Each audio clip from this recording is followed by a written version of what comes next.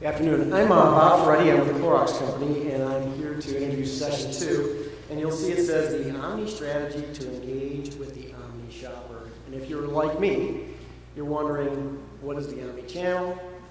What is the Omni Shopper?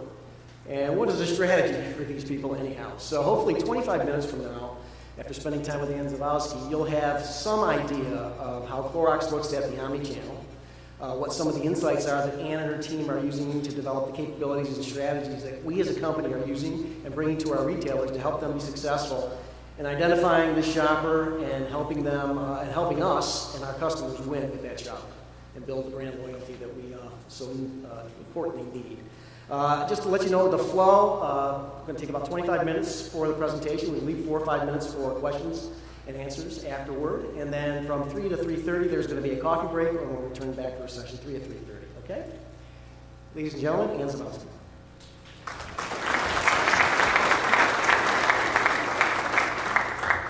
Thank you, Bob, and thank you for having me here. I've been sort of prior in this e-commerce omni space, kind of like defining the new language of commerce and innovating that for the past probably 6 years. Prior to joining Clorox just over a year ago, I was leading all of the e-commerce and digital strategy for Kantar Retail, working closely with a lot of retailers and manufacturers to try to figure out this space and how do we either win with Amazon and or compete versus Amazon. So in the past year in my role with Clorox, we've really been trying to figure out how do we work with our retailers to partner together to figure out this combination of the digital and physical space. And as we take a look at it, it's really, we've been talking about product innovation for most of the day today and a little bit of marketing innovation. And as I think about Omni, this is really innovating business models and trying to innovate how we've really gone to market for decades upon decades. So what I'm going to take you through this morning, a little bit of our agenda this afternoon, it's a little bit of the Omni shopper expectations. For product innovation, we ground ourselves in the consumer. Here we're going to ground ourselves in our common shopper and what are their expectations of retail, because it's been amazing how quickly those have changed just year over year and how new technology has really disrupted and set new expectations for shoppers that is increasingly hard to deliver on. Then we're actually going to define Omni, because despite the years that I was working in the industry, it's amazing since I think it was Macy's and I'm not sure which consultant that came up with that term, probably even 5 years ago. There still is no real clear definition of Omni, so I'm going to share with you how we think about Omni and why it's so elusive in defining it, and then how we think about developing Omni strategy. So we'll start with our shopper and what are today's shoppers' expectations. I think as across the board, today's connected consumer expects a really fluid experience in and out of retail, right? Like, I don't know how many of you, when you're home at night, especially I have 3 very young kids, like screens, non-screens, we are like always connected and stacking devices, right? It's not a matter of am I a mobile shopper or an online shopper, kind of defining me. It amazes me how many retailers will still say, you know, who is an online shopper, and treating that as if it's not even general population. Well, when you've got like 80% of people that are shopping online, even if it's a couple of items, a couple of times, it's all just about driving frequency from now. And the better question is actually who is not an online shopper today. And even if I'm still purchasing in store, more and more of the purchases decisions are made online, and shoppers are expecting and almost anything, anytime, anywhere. And the really challenging part for our business model is that often they're expecting that for free. And if you think about where some of those expectations have come from, a lot of it is driven by Amazon. Now, I spend all of my time at Clorox kind of focusing on what the retailers that aren't Amazon and how we compete with them. But especially in my prior years, I spent a lot of time studying Amazon and what makes Amazon work and be really successful. And I will tell you that copying Amazon's tactics of carrying everything and being low price is not a way to develop a strategy. You've actually got to go back to the way that Amazon works. And if you think about the expectations that Amazon has set in the marketplace, today most retailers that are shipping stuff through the mail are still trying to get to the capability that Amazon set up 10 years ago We're almost 12 years ago now. In 2005, they set that expectation for consumers that you could get anything, anytime, anywhere, almost for free if you spent $25 in 2 days, right? Today, when I still order from Gap and a lot of other places, and that stuff shows up in like 5 or 10 days, I'm like, what planet are you on, right? If it says 5 business days, it should still be here in about 3. And if you order from Amazon, oftentimes, even if you get 2-day shipping, you're expecting it in 1. And Amazon has really continued to push the envelope on that. And if you take a look at the last few years, the way that they've expanded with Prime Now and Amazon Fresh and delivery in many places that aren't just New York and San Francisco, that you can get stuff delivered to your house in under an hour, really defies what we think of sort of the laws of physics and what's the role of the store. So we've got to rethink, what is the role of our store? And instead of just retrenching in the store, how do we rethink the balance of digital and physical to deliver on that? And last week, there was actually a number of articles that sort of came out and recoded a couple of other places because Amazon just put out their shareholder letter.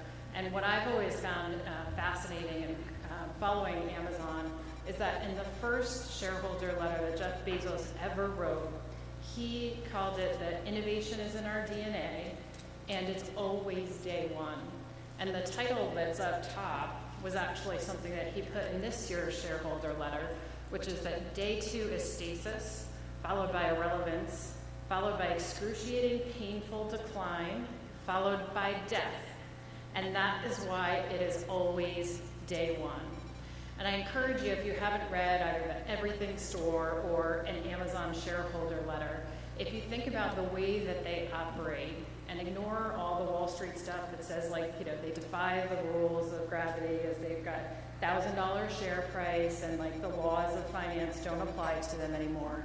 The reason that they win is that they think longer term, right? They're taking a look at 7-year payoffs. They have things that fail, like the Fire film, right? That was a big failure.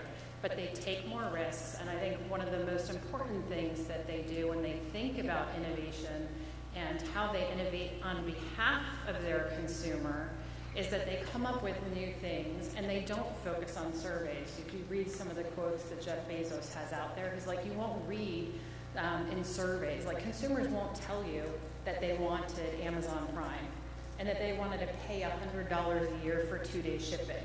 You would never get that out of a focus group or a survey or a lot of the ways that we think about innovation today. You get that by innovating and taking risks and innovating on behalf of your consumers to think about what are their pain points, what are their barriers, and that's what Amazon does better than almost any other company is how do I leverage technology to break down barriers and deliver to consumer stuff that you didn't even know that you wanted in the first place. And so particularly as you think about innovation today, I encourage you, whether you're a retailer in the room or a manufacturer looking at new brands, like how do you apply some of that day one constant thinking and thinking beyond a lot of our traditional methods that have gotten us here to how do I be a starter brand or a fighter brand to start thinking like Amazon, like today is day one. Because across the board, it's not just Amazon and Amazon Prime that has completely changed the way that people buy things and how they think about convenience. Convenience commerce is more accessible across the board. I don't know how many of you in the audience are Dollar Shave Club fans, but take a look at a category like razors, right, where you had some really, really strong and dominant brands, and you've got a guy that's a really good comedian that picks up some private label, comes up with like dollar brands, makes that accessible, and you've got like almost 10% share of that market. Talk about really disruptive. Stitch Fix. I don't know how many of the ladies in the audience have used Stitch Fix before, but I have never heard so many women talk about the fact that they have never bought jeans that fit them that well in their entire life, right? You've got personalized service that's picking out stuff for you, saving you time across the board. These new models are breaking down barriers and saving people time as well as money. We'll talk a little bit later more just about how retailers too, especially with online grocery, is growing extremely fast, especially when you've got Walmart with their online grocery pickup and Kroger ClickList in particular that are really driving aggressive growth in that landscape to make food much more accessible And I even mentioned this morning in the keynote some of the meal kits and HelloFresh and Marley's Spoon and the ways that we're serving up convenience in customized solutions. I know Rich has shared with us like some great innovation around food, and even if you take a look around the grocery store, these days there's even more packaged foods that are trying to take on the role of these meal kits that get delivered for you. How do I save you time across the board, like pre-shop, through the shop, even to the cooking? And there are even some of these models that even promise that like you can cook it in one pan, so it even saves you time in the cleanup afterwards. So across the board, these new tech companies are solving problems we didn't know that we had. And I think the biggest implication for us as retailers and manufacturers is that the new reality is shoppers want it all. They want to actually save time and money. And if you take a look at across our history and how we've made money, like convenience retailing, that's great. You want something convenient at the C-store or at the Walgreens or CVS, you're going to pay a premium for that, right? Not any longer, because shoppers have learned that oftentimes they can get everything for the same price and sometimes even less. And so this, I think, fundamentally at its core is some of the tension of how we transform and innovate our business models, because the shopper expects convenience to be much more accessible. And in some cases, they're willing to pay a little bit of a premium, but certainly not a lot. And so we've really got to innovate the way that we go to market across the board. Otherwise, we will end up along the way of Sears. And I think if you want some evidence that saving money is not the only thing that shoppers are looking for, just take a look at the transformation that Walmart's undergone. And really since about June in the shareholders meeting last year, Walmart, who has been EDLP and everything is about price, you'll notice that since that shareholder meeting, they've been talking about saving time as much as money. And particularly as Mark Lurie has come on and is really innovating on the .com side, sort of taking over, even launching a VC out in San Francisco, store number 8, to really get involved in tech and how they innovate the way that they go to market across the board. You hear Doug McMillon and their executives, some of the investments in digital and mobile apps. They're just trying to be as focused on saving money as time, because those two things are the expectations that our shoppers have today.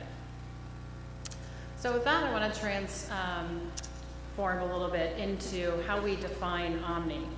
And I went back to the dictionary to try to take a look at what omni means, right? So if you think about omni, it's the combining form meaning all in all ways, places, etc., without limits. Lot to sort of take in and deliver on. And when you take a look at channel, there's actually two different definitions of channel. One is about an expression or ways of communication, and the other one's a way, course, a direction of thought and action. If you actually even take a look at those of you in the audience, those of you that have a marketing background, when I say the word channel, you are probably thinking about the first one. When you say channel to a marketer, they're thinking about the channels of communication by which I'm connecting to you, and that's immediately what they start thinking about. When you say channel to a salesperson or oftentimes a retailer, they're thinking about distribution, right? Is it online? Is it in-store? What kind of channel am I getting it to you? And that's part of the challenge that we actually have with omni-channel retailing, is that we're actually trying to do both at the same time. Unless we're clear on which one it is and tying it together, we're actually on different pages and don't even have the same definition of what it is that we're trying to accomplish. And as we take a look across the board, and the omni reality of retail is that there's only a very few select retailers that have truly defined what omni-channel means to them. Walmart was one of them, and it even took them till about 2 years ago. For them, it's anytime, anywhere access. Target, since Brian Cornell has come on board, has been very specific about who they're going after and the demanding enthusiasts, and really thinking about omni-channel retailing. But much further than that, and beyond some of the home hardware players like Lowe's and Home Depot that are really strong, and Nordstrom's, when you get into department store retailing, there's actually more questions than answers, and most folks are looking for help. And so that's why one reason at Clorox that we've been trying to develop some frameworks and work with our partners to figure out how do we combine digital and physical, and the way that we market and the way that we sell, to transform and innovate business models and the way that we go to market together. So I want to share with you the framework that we're thinking about when we say omni-channel, what it is and how we're trying to transform our traditional store-based processes and business models. So as we talked about those methods of communications, one thing is we're transforming the way that we market. At Clorox, we call some of that transformation sense and respond marketing, right? How do I target not just who she is and the demographic, but what I know about her? What has she purchased before? What are some of her behaviors and other things? How do we get so much more personalized? And particularly as we think about grocery, there's just so much opportunity with the data that we have to get much smarter and targeted and relevant, which is stuff that new business models are really delivering for our shoppers today. On the other axis, we've got to get better at multi-channel retailing. Even Target, and even as aggressive as Brian Cornell has been, he's gotten a lot of flack recently because online has supposedly been doing so well that it's cannibalizing their store sales because their store sales were off. The other thing that we learned, that I think I learned in my economics degrees, was something about opportunity cost. And a lot of retailers tend to forget about that if Target is not offering online and in-store and pulling those things together, they don't have the right to that shopper in their store anyway. They're already on Amazon, and actually it's the decade with which Target was trying to build sandbags around their stores and Wi-Fi's with their high overlap shopper with Amazon. People just never went back to Target.com, and they're still trying to come back from that. And so when we put those things together, we get to omni-channel once we transform the way we market, transform the way that we sell, and get up there. And the reason that it's a little bit off there in the corner is because today it's really aspirational and no one's doing it as well.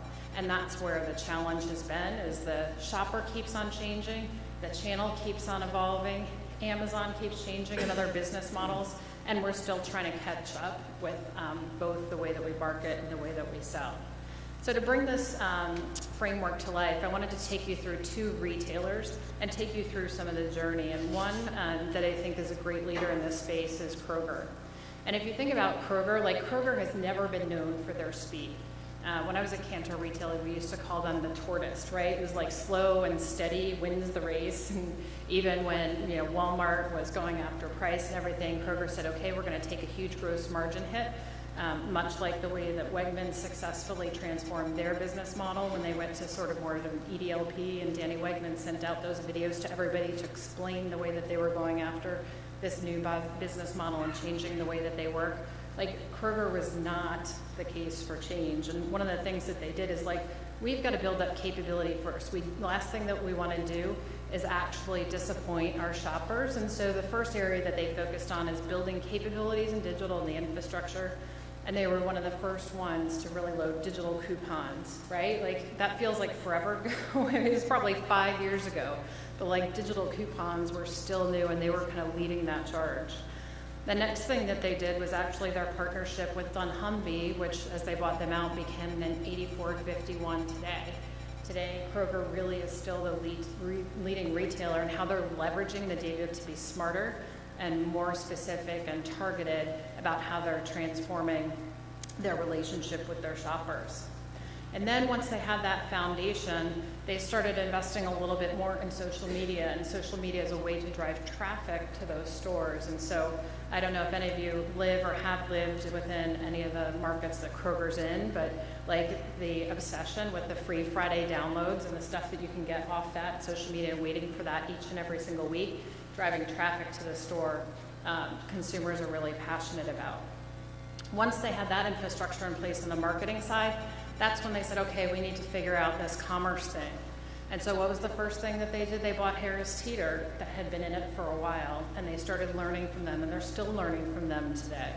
After that, very quickly, the same year, they bought Vitacost as they tried to get into natural and organic and really understand the pure play mentality, a leader in that space. And then it was a year or two ago that they kind of merged those things together to figure out what ClickList looks like. And they're up to 600 stores last year, looking to double that footprint to 1,200 stores, and really thinking about that total transformation and a really great business case for that. The other retailer you might be surprised that I'm going to put on this omni-channel evolution is actually Amazon. And as I think about Amazon, everybody's like, well, they're a pure play retailer. But if you think about it, they're actually a multi-channel retailer today. They actually have multiple platforms. If you as a manufacturer are actually working with Amazon, you don't just sell to Amazon.com, you sell to Amazon.com, you've got a pantry selection, and you've got a Prime Now selection, and all of those have a different shelf, if you will, or a banner from which you shop as a shopper. It also has different assortment and distribution. And as you take a look at where they started, like Amazon is a technology company, and they were the best at recommendations, right? Focusing on what you bought, what you didn't buy, what you looked at, and really your behavior over who you were as a shopper.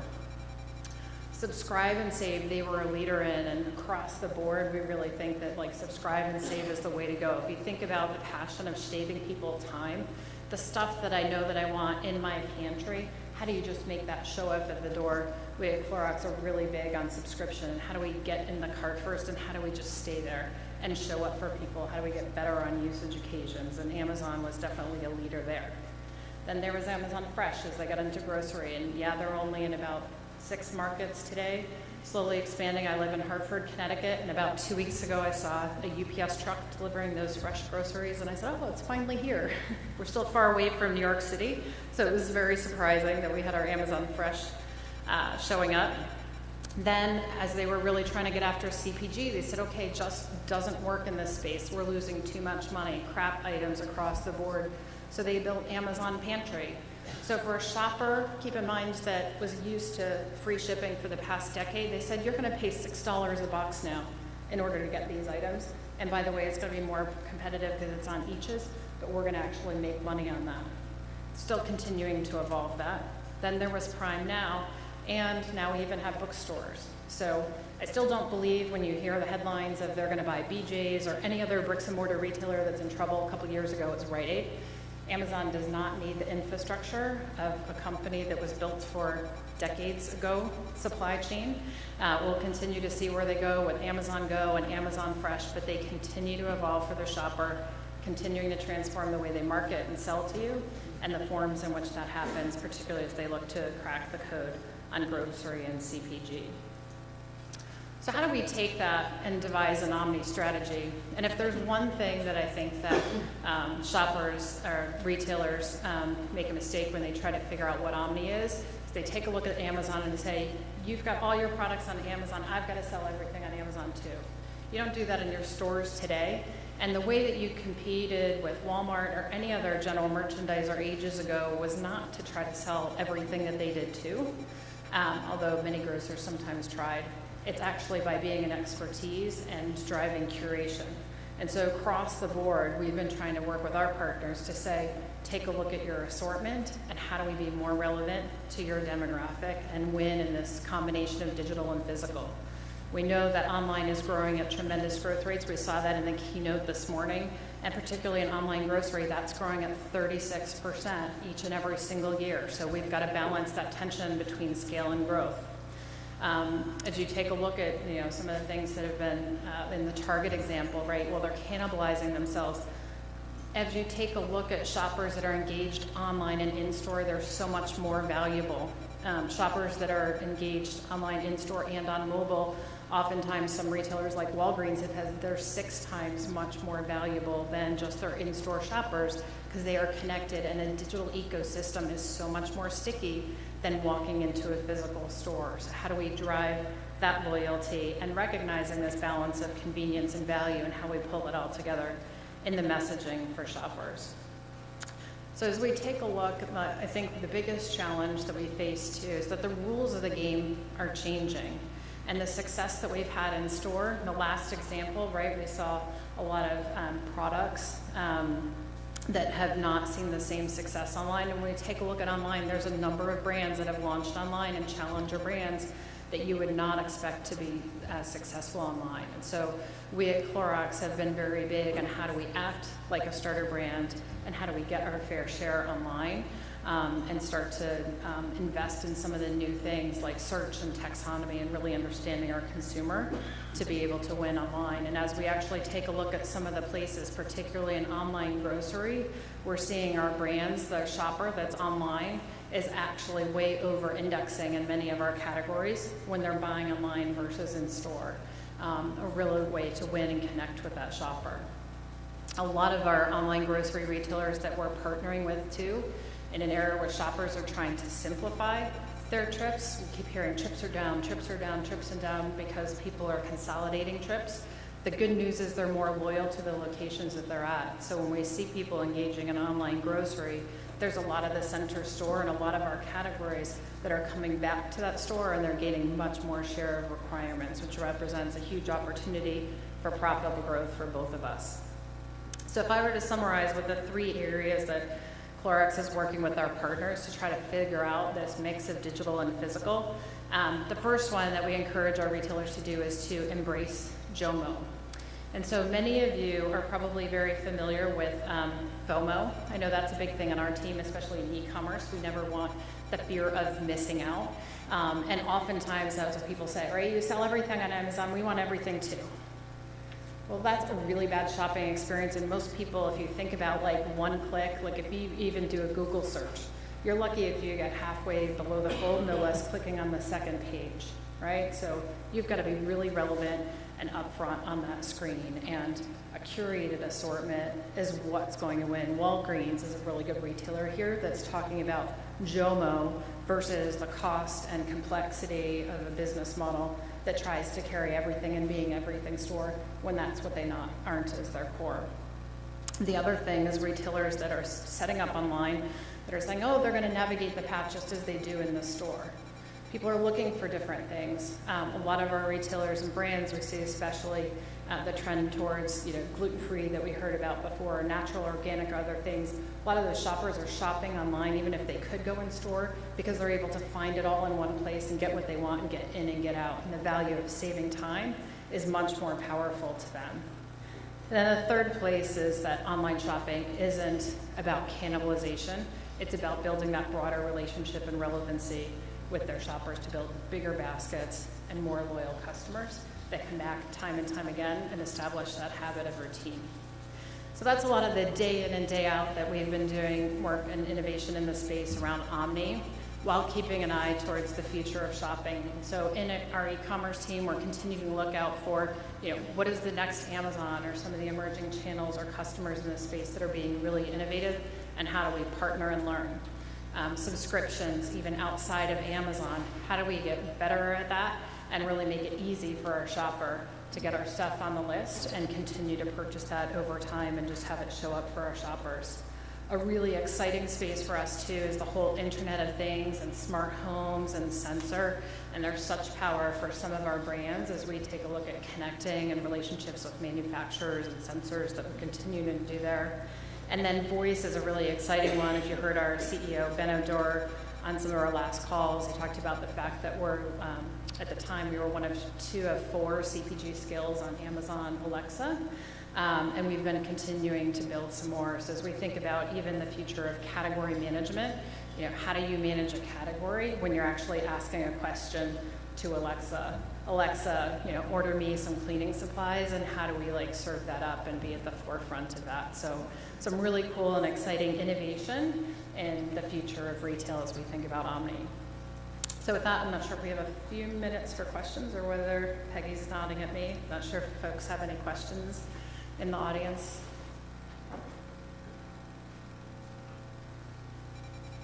I guess maybe not. I think everybody's ready for their coffee break, potentially. Thank you.